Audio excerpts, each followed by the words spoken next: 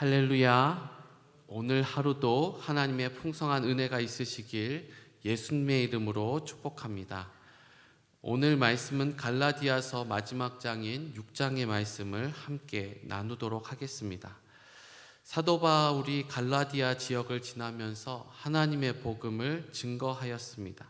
그러나 안타깝게도 갈라디아 교인들, 특별히 이방인이었던 이들은 예수님을 통하여 구원을 얻는다는 이 사실로 인하여 기뻐하며 자유한 삶을 살고 있었습니다. 그러나 이 지역에 곧 악한 유대 교사들이 나타나 예수님을 통한 자유를 빼앗고 너희들도 율법을 준수하고 할례를 행하야만 구원을 받는다고 하는 다른 복음을 전함으로 인하여 이방인 교회 가운데 큰 혼란과 낙심을 주었습니다. 이에 사도 바울은 오직 믿음으로 구원을 얻는다는 복음을 다시 한번 강력하게 선포하게 되었고, 오늘 6장은 이제 다시 복음을 받아들인 너희들, 곧 성령의 인도함을 받고 있는 성도들이 어떻게 살아야 하는가를 다시 한번 구체적인 지침을 제시하고 있을 뿐만 아니라 11절부터 18절까지 말씀은 전체 갈라디아서의 결론 부분으로서 다른 복음의 내용을 따르지 말고 오직 온전한 복음 가운데 거할 것을 재차 강조하며 오늘 말씀을 마치게 됩니다. 지난 8장에선 성령을 따르라고 하는 권면이 있었습니다. 성령을 따르는 너희는 이제 구체적으로 이렇게 살으라고 사도 바울은 권면하고 있습니다. 1절 말씀을 보게 되면 형제들아, 사람이 만일 무슨 범죄한 일이 드러나거든 신령한 너희는 온유한 심령으로 그러한 자를 바로잡고 너 자신을 살펴보아 너도 시험을 받을까 두려워하라. 아멘. 사도 바울이 우선은 범죄함 가운데 있는 일들이 일어나게 될 때 어떻게 행해야 되는 것을 가르치고 있습니다.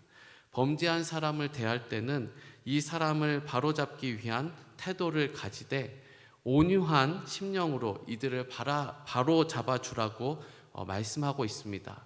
왜 이런 온유한 심령을 가져야 합니까?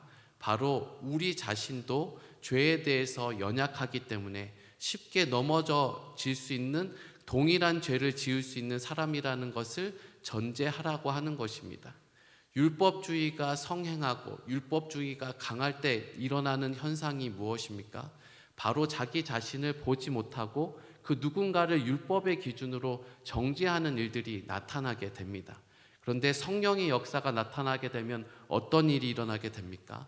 남을 정죄했었던 그 시선이 자기 자신을 향하게 됩니다. 내가 하나님의 법 앞에서 얼마나 온전하지 못한 자인지, 내가 얼마나 하나님의 큰 구원을 받아야 하는지가 깨달아지게 되는 것입니다. 그렇기 때문에 내 자신이 하나님 앞에서 범죄한 자고 오직 예수의 은혜를 통해서만 살아난 자라는 것이 전제되고 깨달아지고 믿어지게 되고 이것이 감사하기 때문에 범죄한 상대를 바라봤을 때도 이 사람이 큰 죄에 빠진 것으로 인하여 안타까워하며 이 죄에서 벗어날 수 있도록 온유한 심령으로 권면하게 되는 것입니다. 그리고 이어서 나도 이 시험에 빠질 수 있는 사람이라는 것을 깨닫고 자기 자신을 되돌아보는 일들이 일어나게 되는데 너희도 이 성령 안에 머물며 이런 태도로 죄를 범한 사람을 대하라고 말씀하고 있는 것입니다. 2절 말씀은 너희가 짐을 서로 지라 그리하면 그리스도의 법을 성취하라. 아멘. 서로 도와주면서 교회를 세워나라고 말씀하고 있는 것입니다. 율법주의적인 태도는 서로의 짐을 지지 않습니다. 이 사람이 잘못했구나, 이 사람 또 넘어졌네 라고 하는 태도를 일관하게 됩니다. 근데 성령을 받은 사람은 그렇게 대하지 않습니다. 성령을 받은 사람은 그 사람에 있는 연약함을 알기 때문에 짐을 서로 지려고 하는 것입니다. 그래서 이들이 성령께서 원하시는 성령의 하나 되게 하심을 힘써 지키기 위하여 짐을 지는 일들이 나타나게 됩니다. 그래서 그리스도의 법, 곧 사랑의 법을 성취하는 일에 이들이 힘쓰고 애쓰라고 사도 바울은 권면하고 있습니다. 이렇게 힘쓰고 애쓰다 보면 낙심하고 절망할 때가 있습니다. 왜냐하면 쉽게 이 일들이 일어나지 않기 때문에 그렇습니다. 이에 대해서 사도 바울은 9절 말씀과 같이 우리가 선을 행하되 낙심하지 말지니 포기하지 아니하면 때가 이름에 거두리라. 아멘. 이 말씀과 같이 선을 계속해서 행하라. 곧 성령을 따르는 삶을 계속해서 포기하지 말고 계속해서 해 나가라고 위로하고 격려하고 있습니다. 왜냐하면 때가 이르면 반드시 거둘 것이기 때문입니다. 성령을 따르는 삶은 하나님을 따르는 삶입니다. 하나님을 따르는 삶 가운데서는 반드시 하나님께서 열매 맺게 하신다는 뜻입니다. 그러나 우리가 왜 낙심하고 때로는 절망하고 포기합니까? 그 때라고 하는 부분이 하나님과 우리가 다르기 때문입니다.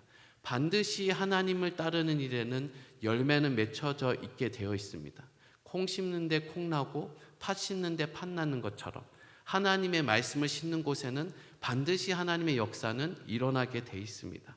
그러나 우리가 때로는 포기하는 이유는 그 때가 하나님께서는 지금이 때가 아니다라고 말씀하시고 조금 더 기다려야지 때다라고 말씀하고 있음에도 불구하고 우리는 지각이 있고 우리의 경험들이 있기 때문에 이렇게 열심히 하면 이쯤 되면 열매가 맺혀야 되는데 이쯤 되면 어떤 결과가 나타나야 된다라고 하면 우리의 판단과 생각이 있기 때문입니다. 그러나 사도 바울은 분명하게 이야기하고 있습니다. 포기하지 말라. 그러나 때는 하나님께 있으니 때가 되면 반드시 이루리라. 그러니 계속해서 선행 가운데 성령을 따르는 삶을 계속해서 살아가라고 권면하고 있는 것입니다. 11절부터는 다시 한번 갈라디아 교인들에게 유대주의 교사들의 잘못된 동기를 드러내며 이들의 가르침을 따르지 말라고 하는 결론의 말씀을 해나가기 시작합니다. 우리 12절 말씀을 같이 한번 읽어보겠습니다. 시작. 무릇 육체의 모양을 내려 하는 자들이 억지로 너희에게 할례를 받게 함은 그들이 그리스도의 십자가로 말미암아 박해를 얻으려 함뿐이라. 할례를 받은 그들이라도 스스로 율법은 지키지 아니하고 너희에게 할례를 받게 하려 하는 것은 그들이 너희의 육체로 자랑하려 함이라. 아멘.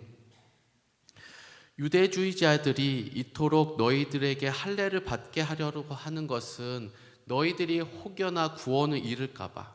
반드시 이 구약의 율법에서는 할례를 받아야지, 그리고 율법을 지켜야지 구원을 받는다라고 이들이 해석을 함을 통해서 이들이 혹여나 구원에서 떨어질까 하는 안타깝고 또 이들을 사랑하는 마음으로 이 율법의 복음을 다른 복음을 전하는 것이 아니라고 이야기하고 있습니다. 오히려 유대인들이 너에게 이 복음을 전하는 것은 십자가만을 의지하고 있는 이방인들이 다시 율법이 있는 모세 율법으로 돌아가게 함으로써 유대인들에게 자랑하려고 하는 것입니다.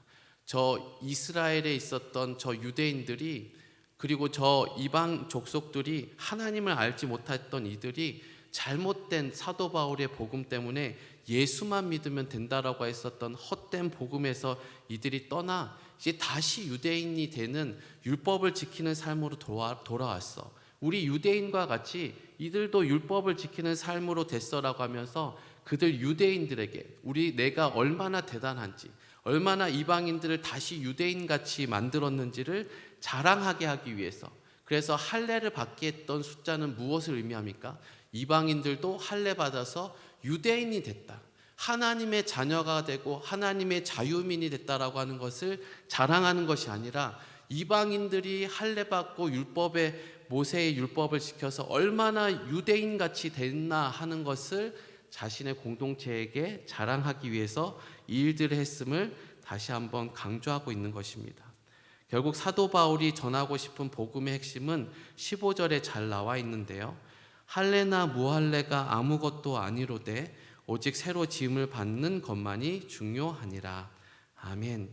유대인이나 이방인이나 모두 하나님의 법에 이르지 못하는 죄인입니다. 율법을 통하여서 비춰봤을 때 유대인도 죄인이요 이방인들도 하나님의 구원을 받을 수 있을 가능성은 없습니다. 선하게 하는 우리를 살릴 것이라고 했었던 율법과 죄인인 우리가 결합하게 되면 내려지는 결론은 무엇입니까? 너희가 죽을 수밖에 없다는 것입니다. 너희들은 하나님만을 사랑하라고 하는 이 말에 이르지 못할 정도로 너희는 하나님을 사랑하지 않고 세상을 사랑하고 너희 자신을 사랑하는 존재라는 것을 너희가 알지.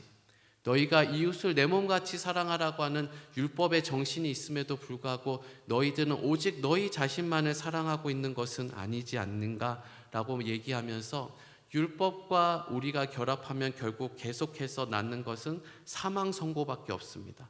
너희는 죽을 수밖에 없다. 너희는 하나님의 의에 이르지 못한다. 근데 이것을 벗어날 수 있는 유일한 방법은 예수님께서 우리를 위하여 죽으실 뿐만 아니라 성령이 우리 가운데 내주함을 통해서 우리의 힘으로서는 이겨낼 수 없는 죄와 사망의 역사를 계속해서 이겨나가는 이 새로운 탄생만이 오직 새로운 힘을 우리에게 주는 것입니다.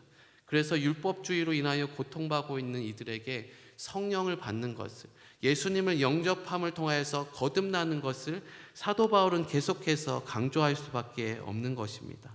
사랑하는 성도 여러분, 할례를 받고 받지 않는 것은 중요한 것이 아닙니다. 다만 우리에게 가장 중요한 것은 무엇입니까?